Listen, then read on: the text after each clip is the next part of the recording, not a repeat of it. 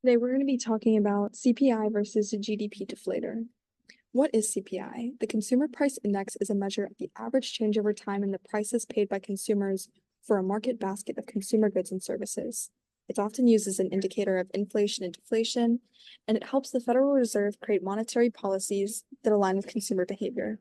CPI measures the change in consumers' purchasing power and is an important tool when it comes to understanding the weight percentage of each major group that makes up the Consumer Price Index.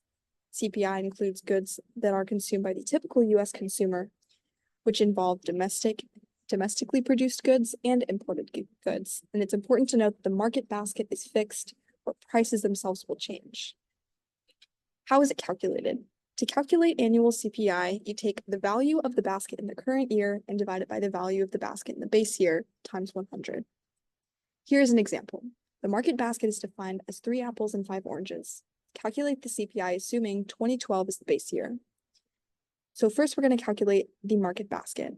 We'll take 1 apple and multiply it by the price of $1, multiply it by the quantity of 3 apples. Then we're going to take the price of 1 orange, which is $1, and multiply it by the quantity of 5 oranges. When we add these two together, we get 8.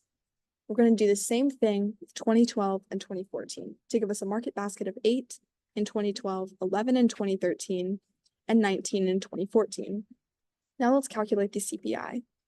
We're going to take the CPI of the current year, which for 2012 is 8, and divide it by the basket year, or the base year, which is 8, and multiply that by 100. We get 100%. Moving forward, for 2013, we take the current basket, which is 11, divided by 8, the base, multiplied by 100 to get 137.5%. This is how we calculate the CPI. What is the GDP deflator? The gross domestic product deflator measures the real value of an economy's total output reduced by inflation. The formula accounts for the value of all final goods and services, including exports, but not including the prices of imports. The deflator allows economists to compare economic activity from year to year and is more comprehensive than the CPI. GDP deflator accounts for all goods produced within the U.S. border, only domestic goods, and the prices are fixed while the quantities change from year to year. This all contrasts the characteristics of the CPI.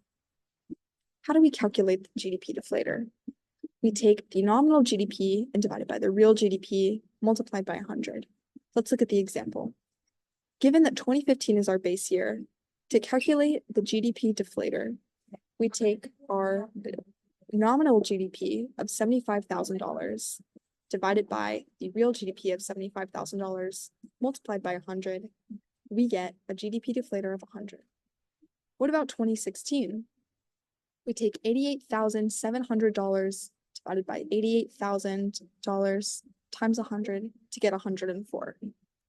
We will do the same thing with 2017.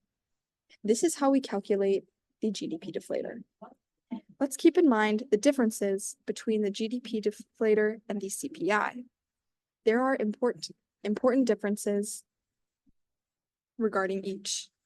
The CPI states that only goods consumed by the typical U.S. consumer are taken into account, where the GDP deflator accounts for all goods. The CPI only takes into account domestically produced and imported goods, where the GDP deflator only takes into account domestically produced goods. And for the CPI, the market basket is fixed where price is changed, versus the GDP where prices are fixed and the quantities are changed. This is a review of CPI versus GDP deflator.